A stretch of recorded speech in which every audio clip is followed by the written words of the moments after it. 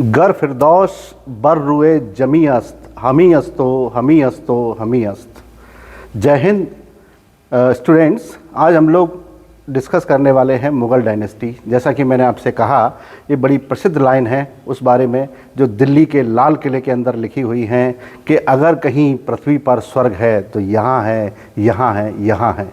ये लाइन ली गई है उससे जब शाहजहाँ ने दिल्ली का लाल किला बनवाया और उसकी जो दीवाने खास जो बनाई गई है, इतनी सुंदर कॉरिडोर है कि उसको देख करके ये कहा जाता है कि जहाँ बहता हुआ पानी और जो हरियाली जो दिखती थी उसे ऐसा लगता था कि पृथ्वी पर स्वर्ग उतर आया हो। ये लाइन वहाँ से ली गई है। तो आज हम इसी मुग़ल डायनेस्टी की बात करने वाले हैं कि मुग़ल वंश कैसे राइज़ हुआ, कैसे पावर में आया और किस प्रकार से उसमें कौन कौन से कंट्रीब्यूशन हिस्ट्री को दिए हैं। इन सब पर हम लोग एक शॉर्ट व्यू रखेंगे जिससे कि आप लोग एक अच्छी सी राय मुग़ल वंश के बारे में जो भी इतिहास में हुआ है उस बारे में बना सकें और सीख सकें। तो चलिए शुरू करते हैं। एक और कॉमन सी बात है कि जब भी कोई जनरल स्टडी की बात करता है कि आप जीके पढ़ते हैं, जनरल स्टडी पढ़ते हैं, तो जनरल स्टडी का मतलब इतिहास से लगाया जाता है कि आपने इतिहास पढ़ा है और इतिहास में भी क्या आपने मुग़ल वंश पढ़ा है और मुग़ल वंश में भी क्या आपने अकबर पढ़ा है। तो ऐसे ही एक बहुत कॉमन सी बात होती है, जब भी कोई जनरल स्टडी के क्वेश्चन पूछता है तो वो अकबर के बारे में पूछता है कि अकबर के पिताजी कौन थे, अकबर ने क्या क्या किया, इन बारे में बात करता है। तो हम ऐसे ही मुग़ल वंश की बात शुरुआत करते हैं। देखिए, पहले हम लोग डिस्कस करेंगे कि मुग़ल वंश पावर में आया कैसे और मुग़ल कौन थे, कहाँ से आए। तो इस कहानी को अपन थोड़ा पीछे से शुरू करेंगे। पहले मैं ये समझा दूँ आपको कि मुग़ल डायनेस्टी 1526 से लेकर के 1857 तक पावर में रही, डायरेक्टली और इनडायरेक्टली। तो भारत में जितने भी राजवंश के शासकों ने शासन किया है उनमें से मुग़लों के शासन को बहुत लंबा शासनकाल माना जाता है, जिन्होंने दिल्ली, आगरा, बंगाल और काबुल ऐसे बड़े बड़े क्षेत्रों से भारत में शासन किया है। लेकिन प्रश्न हमेशा ही ये उठता रहता है कि मुग़ल कौन थे, मुग़ल कहाँ से आए थे। तो इस बारे में इतिहास में भी बहुत सारी चीज़ें हमको मिलती हैं और बहुत स्पष्ट विवरण हैं। ऐसा नहीं है कि उसके बारे में विवरण नहीं है, लेकिन फिर भी मैं कुछ चीज़ें यहाँ पर शेयर कर देना चाहता हूँ। तो आप समझते हैं, बने रहिए। हम सब ने एक नाम सुना है, तैमूर, तैमूर द लैम, तैमूर लंग का नाम सुना है। और ये तैमूर कोई और नहीं है, ये मंगोलों की ही एक डिसेंडेंट से निकला हुआ एक वॉरियर है, एक योद्धा है, जिसने 1398 में दिल्ली में विज़िट किया था तुगलक वंश के शासन के दौरान और 15 दिन तक उसने दिल्ली में स्टे किया था और दिल्ली में इतना कत्लेआम किया कि दिल्ली को उसने शमशान बना दिया। तैमूर एक खानाबदोश था, तुर्क था, बहुत अच्छा वॉरियर था और अपने तुर्क के आसपास के क्षेत्रों में ही शासन करता था और वहीं बहुत अच्छे महल बना के ये लोग नहीं रहते थे, खानाबदोश जीवन ज़्यादा व्यतीत करते थे और वॉरियर बहुत अच्छे थे। जब ये तैमूर का जो शासन चल रहा था 1370 टू 1405 तक इसने शासन किया है तैमूर ने। और तैमूर के मरने के बाद, तैमूर के 4 बेटे थे।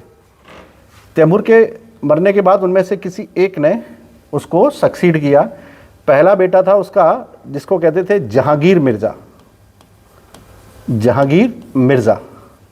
दूसरा बेटा था उमर शेख मिर्ज़ा, उमर शेख मिर्ज़ा। और तीसरा बेटा था मीरन शाह, मीरन शाह। और फोर्थ था शाहरुख मिर्ज़ा, शाहरुख मिर्ज़ा। ये 4 बेटे थे। और जब इसकी डेथ होती है 1405 में, तो उसके बाद इसको सक्सीड किया मीरन शाह ने। मीरन शाह इसको सक्सीड करते हैं और मीरन शाह के बाद फिर इस तैमूर डायनेस्टी में आते हैं मोहम्मद मिर्ज़ा, मोहम्मद मिर्ज़ा। जब मोहम्मद मिर्ज़ा इस पूरी की पूरी तैमूर डायनेस्टी पर शासन कर रहे होते हैं और जब उनकी पावर थोड़ी सी कम होती है तो उनकी डायनेस्टी के 2 हिस्से होते हैं। एक होता है हेरात और एक होता है तक्षोनिया। तक्षोनिया के 2 हिस्से हो जाते हैं। हेरात के क्षेत्रों पर उज्बेकों का अटैक होने लगता है। धीरे धीरे उज्बेक उस क्षेत्र में अपना इन्फ्लुएंस बढ़ा लेते हैं। अगर हम इंडिया के मैप पर देखेंगे तो ये जो हेरात का क्षेत्र इस तरफ दिखता है, तक्सोनिया का क्षेत्र इस तरफ दिखता है। तो तक्सोनिया के क्षेत्र पर इसको कंटिन्यू किया अबू सईद मिर्ज़ा ने। अबू सईद मिर्ज़ा ने इसमें कंटिन्यू किया है और अबू सईद मिर्ज़ा यहाँ पर आकर के बैठा है और वो कंटिन्यू कर रहा है शासन को। लेकिन अबू सईद मिर्ज़ा के टाइम पर ये पूरा का पूरा तक्सोनिया डिवाइड हुआ। इसमें छोटे छोटे से किंगडम बने। एक किंगडम बना बल्ख, एक किंगडम बना समरकंद, एक किंगडम बना जिसको कहते थे फरगाना, एक किंगडम बना काबुल। ऐसे किंगडम निकले। तो एक में से बहुत सारे किंगडम निकले और इसी के बाद जो अबू सईद मिर्ज़ा के बाद फरगना की जिम्मेदारी संभालने के लिए इसका जो बेटा है वो आया, जिसका नाम था उमर शेख मिर्ज़ा सेकंड।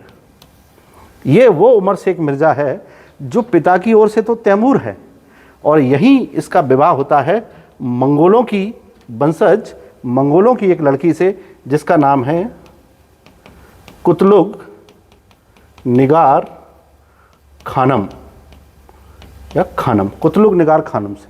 वो मंगोलों की वंशज है। मंगोलों की वंशज से उसका विवाह होता है तैमूर के वंशज का, और उमर शेख मिर्ज़ा और कुतलुग निगार खानम का एक बेटा पैदा होता है जिसका नाम रखा जाता है जहीरुद्दीन मोहम्मद बाबर। जहीरुद्दीन मोहम्मद बाबर। अब आप समझे कि हम मुग़ल डायनेस्टी को कैसे लिंक करते हैं। जनरली हम लोग पढ़ते हैं तो मुग़लों के संस्थापक हिंदुस्तान में जहीरुद्दीन मोहम्मद बाबर थे, जिन्होंने 1526 में आकर के मुग़ल वंश की स्थापना कर दी। But that is not too easy. अब ये तो आ गया कि बाबर कहाँ से आया, कैसे आया और तैमूरों से कैसे संबंधित है, मंगोलों से कैसे संबंधित है। अब ये देखना है कि बाबर का मूवमेंट इंडिया की तरफ कैसे हुआ और क्यों हुआ। ठीक, चलिए अब हम समझते हैं बाबर का इंडिया की तरफ मूवमेंट कैसे होता है। हम ये देखते हैं कि जब ये सब यहाँ हो रहा है और ये हमारा है फरगाना, और इस फरगाना का ही शासक है उमर शेख मिर्ज़ा जो बाबर के फादर हैं। बाबर वाज बॉर्न ऑन 14 फरवरी 1483। 14 फरवरी 1483 को बाबर का जन्म हुआ और बहुत छोटा था बाबर जब उसके पिताजी का देहांत हो गया। देयर वाज ए लैंडस्लाइड, उस एरिया में एक लैंडस्लाइड हुआ, अर्थक्वेक आया और उसमें महल से गिर करके उसकी डेथ हो गई उमर शेख मिर्ज़ा की। लेकिन उमर शेख मिर्ज़ा के बहुत सारे दुश्मन हुआ करते थे उमर शेख मिर्ज़ा के, और उन उज्बेक उसके बहुत बड़े दुश्मन थे। उज्बेकों ने इस पूरे के पूरे तैमूरों को बहुत परेशान किया। इस कारण से उज्बेकों से उनकी दुश्मनी बहुत खतरनाक थी और उज्बेकों में था सैबानी खान। सैबानी खान उनको बहुत परेशान किया करता था।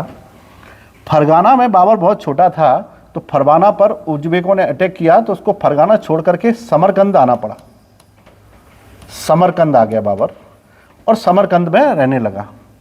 जब उज्बेकों का प्रभाव यहाँ पर बढ़ा तो बाबर वहाँ से हट करके काबुल आ गया और बाबर काबुल में पहुँच गया। यानी उसका बहुत बड़ा क्षेत्र है वो उज्बेकों ने और वहाँ के परिवार वालों ने उससे धीरे धीरे करके छीनना शुरू कर दिया। बाबर के पास बहुत रिसोर्सेज नहीं बचे। जब वो काबुल में पहुँचा तो एक वीरान जगह में पहुँचा जिसे वो बहुत आबाद बनाना चाहता था। इसे आबाद बनाने के लिए उसे बहुत सारा पैसा चाहिए, सेना चाहिए, ताकि वो अपना साम्राज्य बनाए। हाँ, इन सारी घटनाओं के बीच में एक चीज़ थी जिसे बाबर कभी नहीं भूला, वो था बाबर का युद्ध लड़ने का कौशल। He was a great warrior, बहुत अच्छी रणनीति बनाने वाला था और बचपन से ही उसने ये लड़ने के कौशल सीखे थे क्योंकि परिवार में ही बहुत सारे हमले होते रहते थे। तो वो अपने आप को बहुत अच्छे से गार्ड करता था और सेना को भी बहुत अच्छे से कमांड करता था। ये बाबर की बहुत अच्छी एक योग्यता थी। तो बाबर जब काबुल में आया, अब बाबर जब काबुल पहुंचा है दैट वाज 1504, 1505 के आसपास। अब हम देखते हैं कि 1505 में हिंदुस्तान की सरजमी पे क्या हो रहा है। तो यहाँ हम देखेंगे राजस्थान के क्षेत्र में राणा सांगा सिसोदियों का शासन है।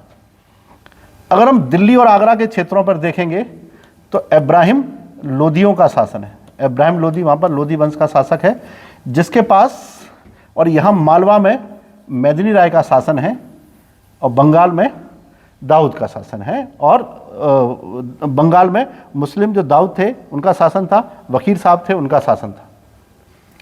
यहाँ पर मेदिनी राय मालवा का शासक है।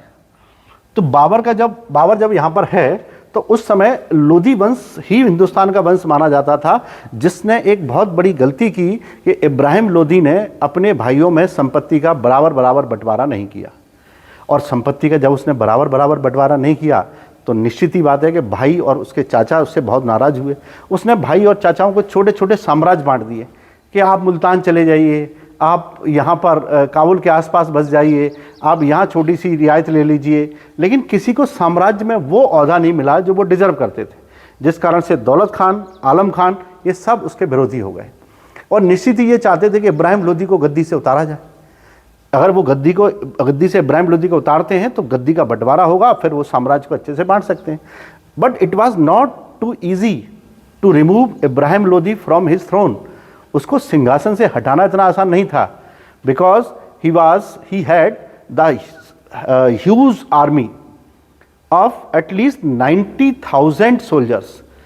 कम से कम 90,000 सोल्जर्स की उसकी आर्मी थी। And he was also having at the time almost 5,000 elephant. इतने तो उसके पास हाथी थे सेना में जो ट्रेंड थे। तो इब्राहिम लोधी से लड़ना हर किसी के बस की बात नहीं थी। एक छोटा सा बच्चा इब्राहिम लोधी से क्या लड़ेगा? ये सब अभी तो बच्चा सीन में भी नहीं आया है, ये भारत की स्थिति थी। तो जो इब्राहिम लोधी के विरोधी थे उनमें एक तो राजपूत थे, राणा सांगा, एक ये, और इब्राहिम लोधी के परिवार के लोगों ने बाबर की लड़ने के कौशल को देख करके उसको भारत की ओर आमंत्रित करने का निमंत्रण दिया। इधर बाबर ने 1509 के आसपास वहाँ एक छोटी सी लड़ाई लड़ी जिसे कहते थे बैटल ऑफ सरेपुल की लड़ाई लड़ी, और उसमें अपनी योग्यता के कारण से वह जीता और काबुल में ठीक ठाक अपनी सत्ता को स्थापित कर लिया बाबर ने। लेकिन बाबर ने उसी समय अपना खानदानी टाइटल ड्रॉप कर दिया, जो क्या था? मिर्ज़ा। मैंने आपको बताया खानदानी टाइटल मिर्ज़ा सरनेम यूज़ करते थे। बाबर ने अपना खानदानी टाइटल यूज़ नहीं किया मिर्ज़ा, और वहाँ पर शासन करने लगा। 18 और 19 के अराउंड बाबर को वो मिलता है, सूचना मिलती है कि आपको लड़ने के लिए 2 इनविटेशन आए हैं कि या तो आप राणा सांगा के साथ जाइए, इब्राहिम लोधी से लड़िए, या आलम खान और दिलावर के साथ जाइए, तब भी उससे लड़िए। तो बाबर ने अपने सैनिकों से कहा कि मैं काबुल में तुमको बहुत अच्छा जीवन तो नहीं दे सकता हूँ, क्योंकि यहाँ सब उबड़ खाबड़ ज़मीन है, पैदावार नहीं है, बहुत संसाधन नहीं है हमारे पास जीवन जीने के लिए। तो बाबर ने अपने सैनिकों को तैयार किया कि हमको हिंदुस्तान की सरजमी पर जाना चाहिए और वहाँ देखना चाहिए कि क्या हो सकता है हमारे लिए बेटर कंडीशन। ये थी बाबर की स्थिति। अब बाबर वहाँ से चलना शुरू करता है 1518 में। जब वहाँ से चलता है तो खैबर पास के पास एक रीजन है जिसको कहते हैं बाजोरा, और उसका एडजॉइनिंग है भीरा, जहाँ उसने आक्रमण किया और वहाँ उसने वो टेक्निक दिखाई जिससे हिंदुस्तान के क्षेत्रों में बाबर ने फतेह पाई। और वो टेक्निक थी जिसे कहते हैं the use of gun powder, और उसने तोप खाने का यूज़ वहाँ पहली बार किया भारत की सीमा पर बाजौरा और भीरा के युद्ध में। बाबर के पास उज्बेकों से बहुत अच्छी टेक्निक बाबर ने सीख रखी थी, वो थी गन पाउडर यानी बारूद का यूज़ करना, तोप खाने का यूज़ करना।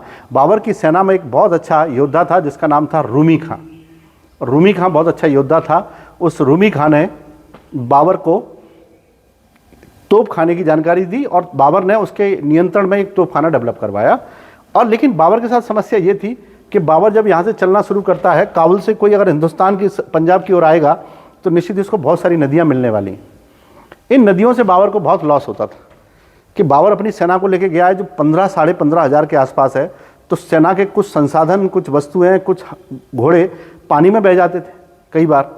तो 2-3 नदियां पार करते करते उसके पास लगभग 14,000 के आसपास सैनिक बचे।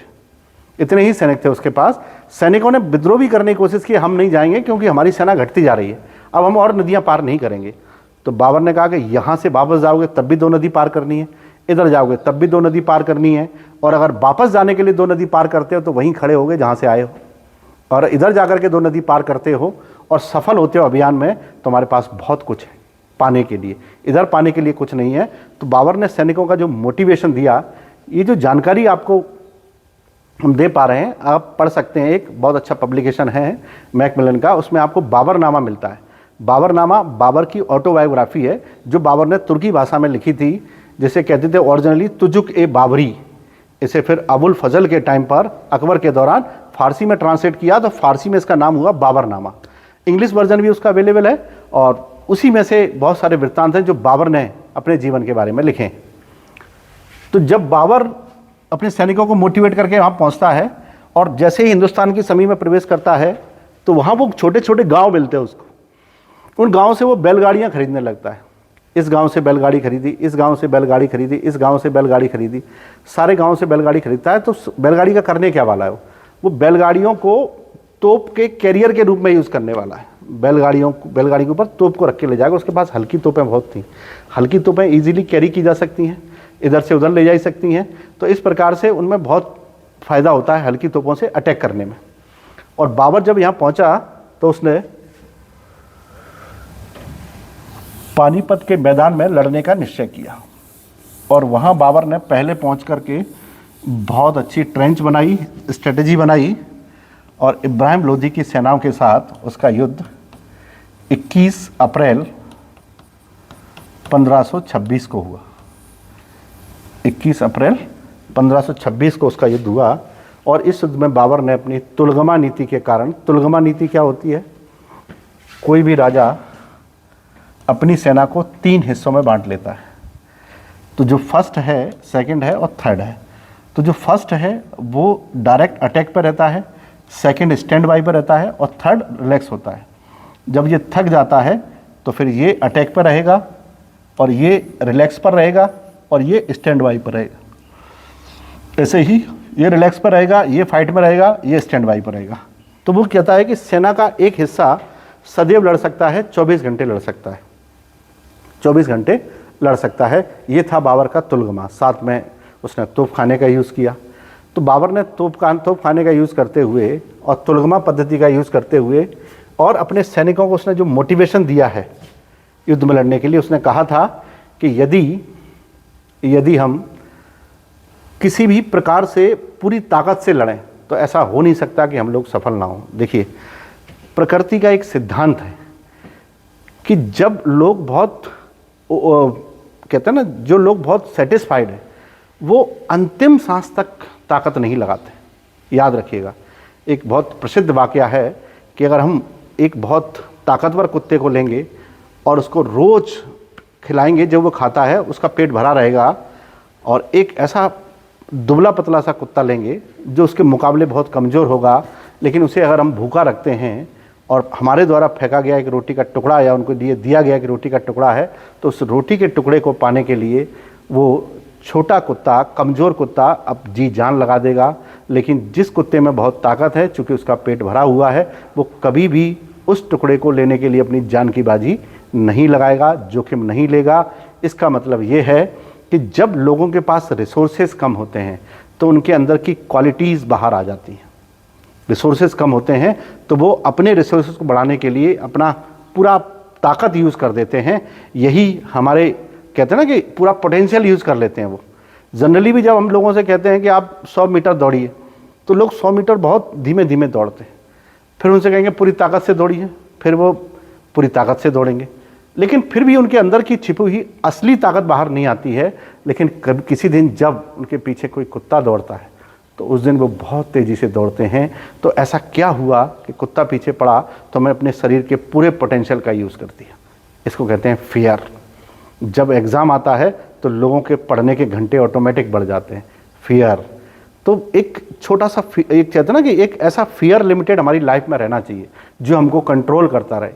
जैसे हमारे घर में हम लोग अनुशासन में रहने के लिए हमको डर रहता है, माता का, पिता का, दादा का, दादी का डर रहता है। तो ये डर है, ये हमको अनुशासन में रखता है और इसी को हम लोग कहते हैं कि डर से भी कंट्रोल किया जा सकता है किसी की बॉडी पर। और यही सिद्धांत इस पर लागू होता है कि बाबर ने अपने सैनिकों को जो मोटिवेट किया, उन्होंने 21 अप्रैल 1526 को इब्राहिम लोदी को पराजित कर दिया। बाबर की सेना ने कुछ ही घंटों में जब उसे पराजित कर दिया और इब्राहिम लोदी की एक बड़ी सेना की उसने मुंडी काटी, और मुंडी काटने के बाद उन कटे हुए सरों की उसने एक मीनार बनाई। तो लोग पूछते थे कि ये कौन है, कहाँ से आए हैं, इतने खूंखार लोग कहाँ से आए हैं। तो जब बाबर से उसका परिचय पूछा गया तो उसने कहा कि हम लोग नस्ल तैमूर से संबंध रखते हैं, यानी तैमूर की नस्ल के हैं। और उसने पूछा कौन है, तो उसने अपना परिचय तैमूर के रूप में नहीं दिया, उसने अपना परिचय मुग़ल के रूप में दिया। और मुग़ल अरबी भाषा में मंगोलों को मुग़ल कहते हैं। चूँकि बाबर की माँ मंगोल थी तो उसने माँ की ओर से अपना परिचय दिया कि वी आर मुग़ल, हम मुग़ल हैं, यानी मंगोल हैं। और मंगोलों के खूंखारी के किस्से तो बहुत सारे हैं, चंगेज़ खां के समय से ही चले आ रहे हैं, तो आप इसको समझ पाए होंगे। ये है भारत में मुग़लों का प्रवेश। इस तरह से भारत में 1526 में मुग़लों का प्रवेश होता है और ये बाबर के द्वारा भारत में लड़ा गया पहला युद्ध है। इस युद्ध में बाबर ने जीत करके अपने सैनिकों से कहा, एक उद्बोधन दिया और कहा कि अब हम लोगों के लिए काबुल की गरीबी नहीं है, अब हम लोगों के लिए हिंदुस्तान की सरजमीन, हिंदुस्तान की अमीरी है। बाबर बड़ा खुशी हुआ और खुशी होने के बाद इसी काबुल में बाबर की इसी जीत की खुशी में चांदी के सिक्के चलवाए गए। बाबर ने अपनी लाइफ में 2 ही तरह के सिक्के चलवाए हैं, एक बाबरी और शाहरुख, दोनों ही चांदी के थे। काबुल में सिक्के चलवाए उसने और समरकंद के क्षेत्रों में उसके जो चाहने वाले थे वहाँ उसने सिक्के चलवाए। तो बाबर ने इस युद्ध के बाद एक टाइटल अडॉप्ट किया जिसे कहते थे पादशाह। पादशाह का मतलब होता है स्थायी उपाधि, परमानेंट डेजिग्नेशन। ये बाबर ने उपाधि धारण की। बाबर जब यहाँ आया, बाबर के 4 बेटे थे। बाबर के 4 बेटे हैं, हुमायूं, कामरान, अस्करी और हिंदाल। ठीक, हुमायूं, कामरान, अस्करी और हिंदाल। 1526 के बाद, अप्रैल के बाद, बाबर ने 16 मार्च को खानवा का युद्ध लड़ा। आप कभी फतेहपुर सीकरी घूमने जाएंगे तो वहाँ जो हिरन मीनार बनी हुई है, उस मीनार से थोड़ी दूर देखेंगे तो पीछे आपको खानवा का मैदान दिखेगा। तो पीछे आपको खानवा का मैदान दिखेगा और उस खानवा के मैदान में ही बाबर का युद्ध हुआ था इब्राहिम लोदी, राजस्थान के राजपूत शासक राणा सांगा के साथ। और राणा सांगा घायल होकर के युद्ध के मैदान में हाथी से गिर गए और इस युद्ध के बाद उनकी डेथ हो गई। और इस युद्ध में बाबर फिर से जीत गया। और बाबर ने इस युद्ध में ही कहा था कि ये धरती वीरों की है, तो आपको जिहाद की लड़ाई लड़नी पड़ेगी। जिहाद की लड़ाई लड़नी पड़ेगी। जिहाद मतलब धर्म की लड़ाई है, ये कोई राज्यों की लड़ाई नहीं है। वो चाहता था कि एक मुसलमानों की लड़ाई हिंदुओं से हो, इसलिए क्योंकि कई सेनाओं में, हिंदुस्तान की कई सेनाओं में मुस्लिम वॉरियर भी लड़ते थे, तो वो चाहते थे कि सब मेरी तरफ से लड़ें। और इस युद्ध में राणा सांगा के साथ मेदिनी राय भी था, विक्रम ग्वालियर के शासक भी थे। इस तरह से इस युद्ध में बाबर ने जीत करके न केवल राजपूतों को हराया बल्कि हिंदुस्तान के क्षेत्रों में अपना परचम लहरा दिया और बाबर के उस विजय रथ को रोकने वाला कोई नहीं रहा। इस घटना के बाद बाबर को रोकने की अंतिम कोशिश की गई चंदेरी के युद्ध में, जहां राजपूतों ने और बंगाल के मुस्लिम शासकों ने मिलकर के बाबर को हराने की कोशिश की 29 जनवरी 1528 को। और ये हुआ है 16 मार्च 1527 को। और 29 जनवरी 1528 को चंदेरी के युद्ध में बाबर ने जीता और वहाँ फिर उसने वही कृत्य किया कि कटे हुए सरों की मीनार बना करके खून बहा दिया, जिसे आज हम चंदेरी के किले का खूनी दरवाज़ा कहते हैं। इन 3 युद्धों के बाद ऐसा लगने लगा कि बाबर को यहाँ रोकने वाला कोई नहीं है। बाबर ने अपने साम्राज्य को आगे बढ़ाते हुए बंगाल के क्षेत्रों में 6 मई को 1529 में घाघरा का युद्ध लड़ा, जिसमें बंगाल और बिहार के शूद शासकों को उसने हरा दिया। महमूद शासकों को, महमूद लोदी था वहाँ पर, उसको हरा दिया। इस तरह से बाबर ने भारत के नक्शे पर 4 साल में 4 बड़े क्षेत्रों पर अधिकार कर लिया। ये थी बाबर की उपलब्धि। और बाबर ने यहाँ पर जिस वंश की स्थापना की उसे मुग़ल वंश के नाम से जाना गया।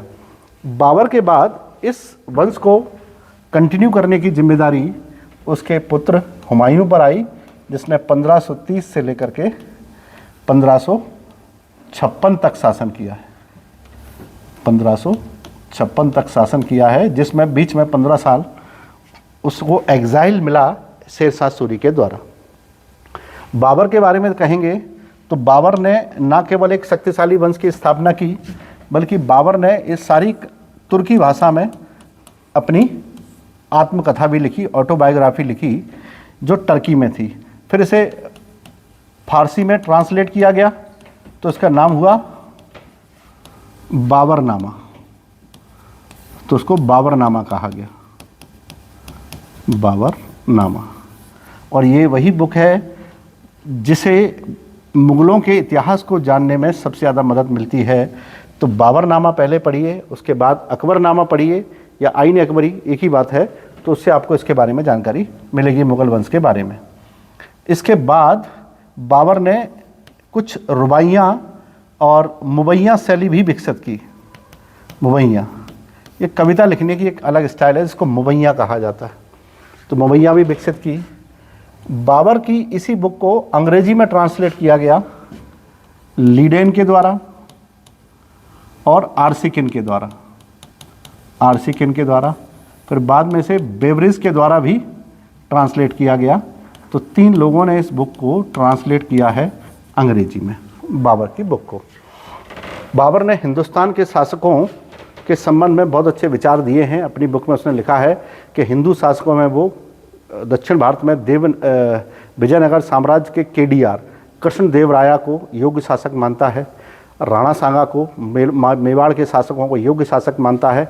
इसके अलावा उसने बंगाल के बारे में, मालवा के बारे में, आगरा के बारे में, अवध के बारे में, जितने भी यहाँ पर शासन थे उन सब के बारे में थोड़ा थोड़ा जानकारी अपनी बुक में लिखी है। बाबर की बड़ी योग्यता थी। ऐसा कहा गया है स्मिथ ने कि बाबर अगर सही समय पर सही जगह पर पैदा होता तो हेनरी IV होता। बाबर की ये योग्यता थी। बाबर के जाने के बाद ये साम्राज्य धीरे धीरे मुगल कमज़ोर होने लगा, क्योंकि हुमायूं इतना योग्य सिद्ध नहीं हो सका जितना कि बाबर। जब बाबर भारत में आया था तो उसी समय 1528 में एक मस्जिद उसके सेनापति ने बनाई थी जिसका नाम था मीर बाकी। मीर बाकी ने एक मस्जिद बनवाई थी जिसे कहते थे बाबरी मस्जिद। अभी फ़िलहाल उस मस्जिद का कोई भी प्रमाण हमारे पास अवेलेबल नहीं है, क्योंकि जहाँ मस्जिद थी वहाँ मंदिर के भी प्रमाण थे। इस कारण से दोनों के बीच में कोर्ट में मामला गया और कोर्ट के डिसीजन के बाद उस जगह पर राम मंदिर बनाया गया है और मस्जिद के लिए अलग से जगह दे दी गई है। तो वो वही मस्जिद थी जो बाबरी मस्जिद के नाम से जानी जाती थी। इसके बाद हुमायूं आता है मुग़ल वंश में, और हुमायूं 1530 में आता है, लेकिन और उसी समय उसने अपनी योग्यता भी सिद्ध करी। उसने चुनार का युद्ध लड़ा और उसमें शेर शाह को उसने पराजित किया। इसके बाद उसने गुजरात के शासक बहादुर शाह को हराया। कब? जब गुजरात के शासक बहादुर शाह ने मेवाड़ पर आक्रमण कर दिया। वह मेवाड़ जहाँ राणा सांगा नहीं थे, उनकी वाइफ थी जिनका नाम था कर्णावती, और कर्णावती ने अपनी मदद के लिए हुमायूं को बुलाया।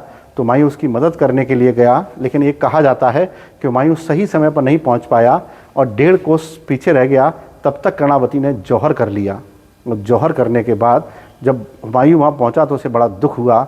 उसने कहा कर्णावती, इसको कर्णावती की राखी कहते हैं, कर्णावती ने अपनी राखी हुमायूं के लिए भेजी और कहते हैं कि वो हुमायूं राखी की लाज बचाने के लिए गया मेवाड़ तक। उसको लोगों ने भड़काया, तुम क्यों काफिरों की मदद करते हो, ये करते हो। इस बारे में एक बहुत सुंदर कविता है पंडित नरेंद्र मिश्र की, जो मेवाड़ घराने के राज कवि हैं, उनकी कविता है। उसको आप सुनिएगा, आपको बहुत अच्छा लगेगा। उस कविता का शीर्षक है, इतिहास बदलता जाता था, तारीख बदलती जाती ही, मजहब की कौमी कट्टरता उस रोज पिघलती जाती थी। मतलब धर्म की कट्टरता उस समय दिखाई नहीं देती है। एक मुस्लिम भाई अपने हिंदू बहन की इज्जत बचाने के लिए, उसको आक्रमण से बचाने के लिए वहाँ पहुँचता है, लेकिन दुर्भाग्य ये रहा कि वो उसको बचा नहीं पाया, वो पहुँच नहीं पाया। और कर्णावती ने ये सोचा कि शायद वो उसकी मदद करने के लिए नहीं आएगा और उसने जौहर कर लिया। तो हुमायूं का जीवन ऐसे ही लड़खड़ाते हुए गुजरा।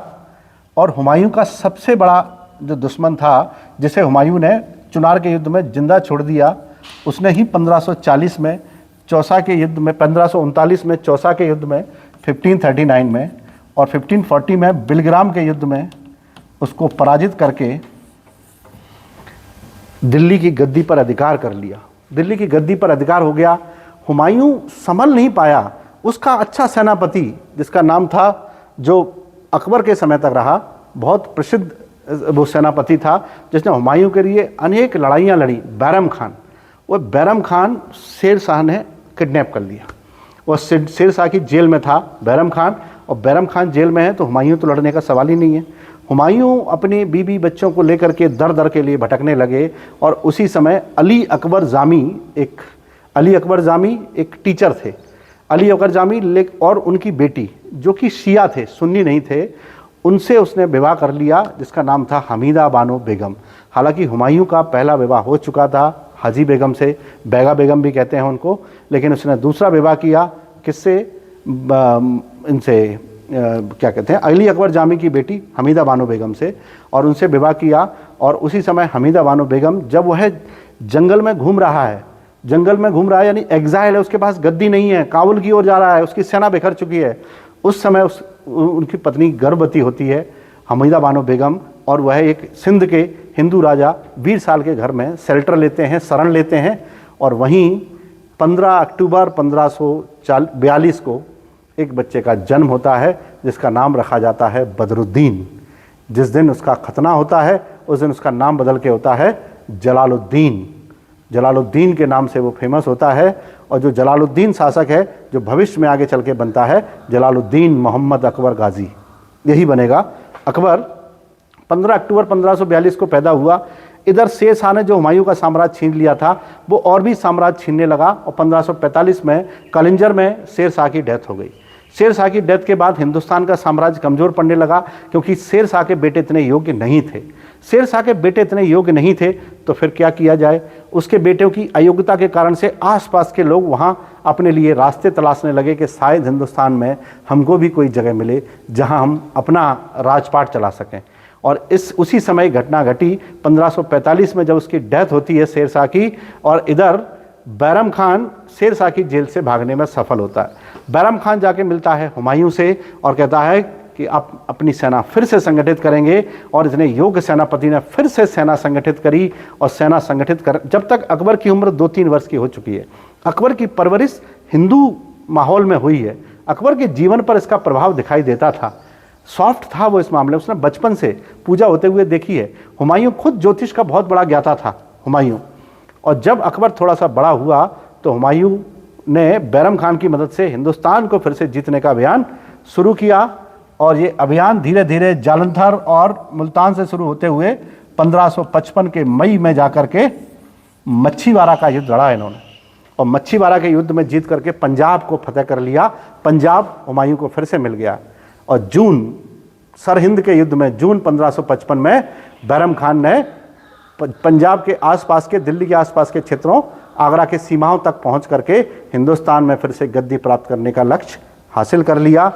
23 जून 1555 को वो शुभ घड़ी आई जिस दिन हुमायूं 15 साल के वनवास के बाद फिर से गद्दी पर बैठे। और हुमायूं जब गद्दी पर बैठे तो उनको बड़ा प्रसन्नता हुई कि इतने लंबे अंतराल के बाद, जद्दोजहद के बाद उन्हें फिर से गद्दी मिली है। और वो कुछ कर पाते इससे पहले ही 6 महीनों के अंतराल में सीढ़ियों से गिर करके उनकी डेथ हो गई। हुमायूं की डेथ हुई जनवरी 1556 में। हुमायूं की डेथ का मतलब है कि अब कोई मुग़ल बादशाह हमारे पास नहीं है। अब कोई भी मुग़ल बादशाह हमारे पास नहीं है तो शासन व्यवस्था कैसे चलेगी। शासन व्यवस्था को चलाने के लिए हुमायूं का बेटा जिसका नाम था जलालुद्दीन, जलालुद्दीन को 14 जनवरी 1556 को, ये बच्चा 1542 में पैदा हुआ है, अभी 14 साल का भी नहीं हुआ है, 13 साल कुछ महीने का हुआ है। उसे 14 जनवरी 1556 को सेनापति बैरम खान ने पंजाब के कालानौर में एक लाल पत्थर का तख्त बनवाया और उस पर एक गद्दी बना करके उसका राज तिलक कर दिया और बोल दिया आज से हिंदुस्तान के बादशाह आप हैं, और उसका नाम हुआ जलालुद्दीन मोहम्मद गाजी। अभी वो गाजी हुआ है, और गाजी तब कहते हैं कि जब वो काफिरों का वध करता है, बाहरी लोगों का वध करता है, और वहीं उसका राज तिलक होता है, जबकि गद्दी अभी बहुत दूर है दिल्ली के आसपास। और अकबर जो भी 14 साल का भी नहीं है राजा बन चुका है जलालुद्दीन गाजी के नाम से। और बैरम खान और अकबर दोनों दिल्ली की ओर प्रस्थान करते हैं, लेकिन तब तक दिल्ली के क्षेत्रों पर, दिल्ली की गद्दी पर अधिकार कर लेता है आदिल शाह का प्रधानमंत्री जिसका नाम था हेमू विक्रमादित्य, जो बहुत आम आदमी था और दिल्ली की गद्दी पर बैठने वाला एक मध्यकाल का सबसे ताकतवर हिंदू राजा हुआ। हेमू विक्रमादित्य की उसने उपाधि धारण की। अब बैरम खान अकबर को लेकर चलते हैं गद्दी की तरफ, क्योंकि लेकिन गद्दी प्राप्त करने के लिए तो आपको युद्ध लड़ना पड़ेगा। और फाइनली 5 नवंबर 1556 को पानीपत के मैदान में सेनाओं का फिर आमना सामना होता है। ये वो समय है जब बाबर ने अभी कुछ ही समय पहले, 20 दिन पहले अपने जीवन के 14 वर्ष पूरे किए हैं।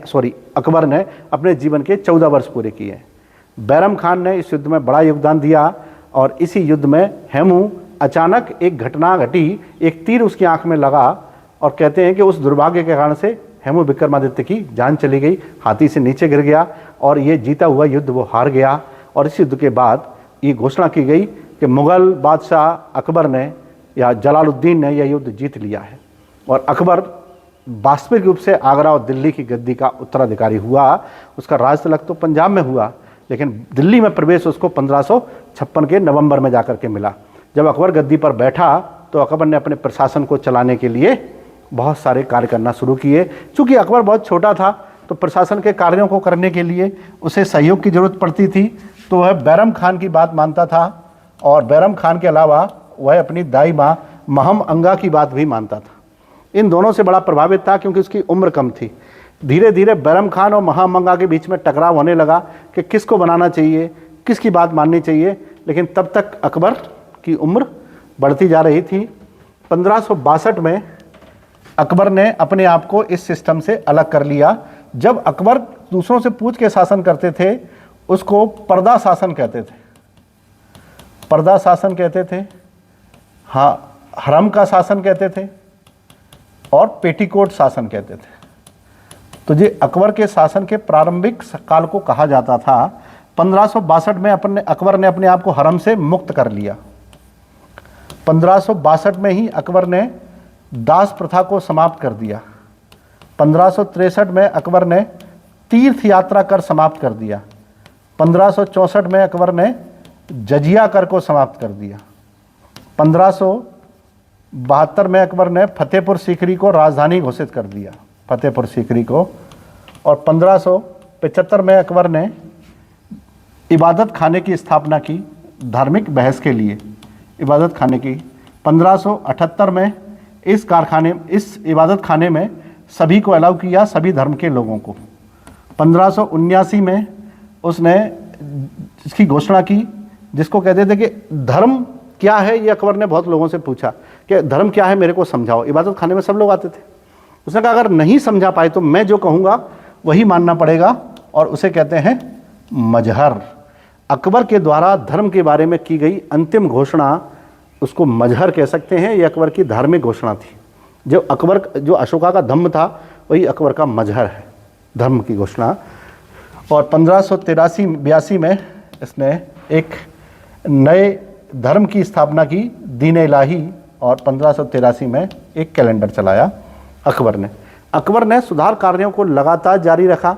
अकबर ने बाबर के द्वारा दिए गए जितने भी साम्राज्य था उसको 12 सूबों में बांटा और उसमें 3 नए सूबे जोड़े, और अहमदनगर, बरार और खानदेश। बाद में उसमें शाहजहाँ के समय पर और सूबे जोड़े गए, कश्मीर, ठट्टा, उड़ीसा, तो 18 हुए। औरंगजेब के समय पर बीजापुर और गोलकुंडा भी जोड़े गए, तो सूबे हो गए 20। तो सबसे अधिक सूबे औरंगजेब के समय पर थे, लेकिन सूबेदारी जो परंपरा थी अकबर ने सबसे पहले व्यवस्थित की। तो अकबर के जो डिसीजंस थे वो बड़े प्रसिद्ध रहे इस मामले में। बैरम खान भी अकबर के 1562 में बैरम खान का अंत हो गया, और बैरम खान की जो विधवा थी सलीमा, उससे अकबर ने विवाह किया, और जो बैरम खान का बेटा था अब्दुल रहीम खाने खाना, उसको अकबर ने अपने पुत्रवत स्वीकार किया और अपने नवरत्नों में शामिल किया। तो अकबर के जो नवरत्न थे वो अपने आप में बड़े महत्वपूर्ण हैं। तो ये मुग़लों का भारत में प्रवेश है। यही हम आपको बताने की कोशिश कर रहे थे कि अभी हमने मुग़लों की प्रशासनिक व्यवस्था नहीं समझी है। हमने ये देखा है कि मुग़ल भारत में पहुँचे कैसे, कौन थे मुग़ल, इस बात का उत्तर हम लोग छांट रहे थे। अब मुग़ल धीरे धीरे करके भारत में जिस व्यवस्थाओं को बदल रहे हैं, इतना ज़्यादा घुल मिल गए कि उसे इंडो मुग़ल स्टाइल हम लोग कहने लगे, जिसे इस बारे में हम लोग डिटेल में अगले लेक्चर में चर्चा करेंगे। तब तक के लिए आप लोग पढ़ते रहिए, कीप स्टडी।